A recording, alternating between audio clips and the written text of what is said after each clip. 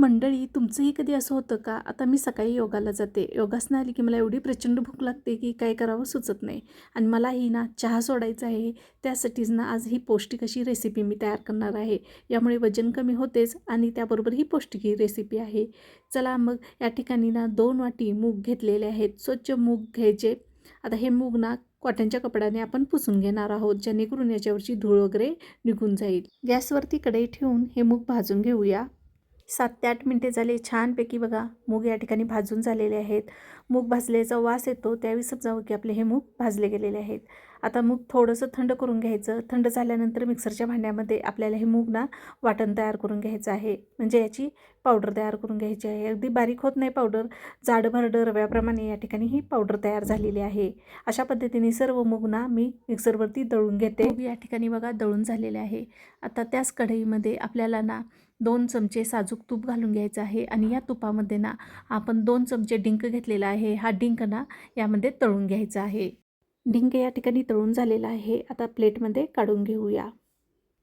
परत त्याच कढईमध्ये आणखीन 2 चमचे तूप घालून घ्यायचं आहे आणि या तुपामध्ये ना आपण बारीक वाटण करून घेतलेले मुगाचे जे पीठ आहे ते घालायचे आहेत आणि मंद आचेवरती हे पीठ ना आपल्याला 10 ते 15 मिनटं चांगले भाजून घ्यायचे आहे. पीठ जर कोरडे वाटत असेल तर तूप घालून हे पीठ भाजून घेऊ शकता. या सर्व प्रक्रियेसाठी ना 1 वाटी तूप मी वापरणार आहे. 2 वाटी मूग डाळीसाठी 1 वाटी तूप आपल्याला वापरायचे आहे. तुपामध्ये ना ही मुगाच्या डाळीचे पीठ आपल्याला चांगले खमंग भाजून घ्यायचे आहे. 20 मिनटं झालेले आहेत. खमंग असं मंद आचेवर हे मुगाचे पीठ आपल्याला भाजून घ्यायचे आहे. ज्या पद्धतीने बेसनच्या पिठाचं आपण लाडू करतो, बेसन ज्या पद्धतीने भाजतो त्या पद्धतीनेच या ठिकाणी मुगाच्या डाळीचे पीठ भाजून घ्यायचे आहेत. यातील कच्चापणा घालवण्यासाठी आपल्याला 15 ते 20 मिनटं हे पीठ भाजून घ्यायचं आहे. पीठ असं खाल्ल्यानंतर करकर लागतं त्यावेळी समजावं की आपलं हे पीठ तयार झालेलं आहे. आता पीठ आपण बाउलमध्ये काढून घेऊया. त्याच कढईमध्ये ना 2 चमचे या ठिकाणी खोबरे घेतलेले आहे. हे खोबरे या ठिकाणी आपल्याला 3 ते 4 मिनटं सोनेरी कलरवरती परतून घ्यायचे आहे. खोबरेही चांगले भाजून घेतले. आता भाजून घेतलेल्या मुगाच्या डाळीच्या पिठावर हे खोबरे काढून घेणार आहोत. आता या ठिकाणी डिंक घेतलेला आहे. डिंक ना स्मॅशरने आपल्याला बारीक करून घ्यायचा आहे. कढईमध्ये 2 चमचे तूप घालून घ्यायचे. तूप घालून घेतल्यानंतर आपल्याला 1 वाटी गूळ घालून घ्यायचा आहे. गूळ फक्त आपल्याला या ठिकाणी वितळून घ्यायचा आहे. गूळ वितळला की यामध्ये ना 1 चमचा वेलची पूड घालायची आहे. गॅस या ठिकाणी बंद करायचा आहे. आता गॅस बंद केल्यानंतर आपल्याला जे आपण मुगाच्या डाळीचे पीठ भाजून घेतलेले आहे ते पीठ यामध्ये घालून घ्यायचे आहे आणि चांगले मिक्स करून घ्यायचे आहे.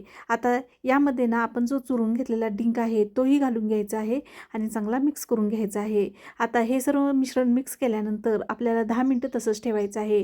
सुरुवातीला लाडू वळताना ना भाजू शकते हाताला, म्हणजे गुळाचा चटका बसू शकतो. यासाठी 10 मिनिटानंतर मिश्रण थोडंसं कोमट झाले की आपल्याला लाडू वळायला घ्यायचे आहेत. लाडू अगदी गोल गरगरीत बांधून या ठिकाणी तयार होतात. आता एक लाडू तुम्हाला फोडून दाखवते. मस्तपैकी आतूनही छानपैकी स्ट्रक्चर या लाडूचे तयार झालेले आहेत. खायला तेवढेच भन्नाट लागतात. ही रेसिपी नक्की ट्राय करून बघा. आता 2 वाटी मूग डाळीमध्ये ना बरोबर 20 लाडू बनवून तयार झालेले आहेत. मग माझी ही रेसिपी जर तुम्हाला आवडली असल्यास लाईक, शेअर आणि सबस्क्राईब करायला विसरू नका. परत भेटूया. धन्यवाद.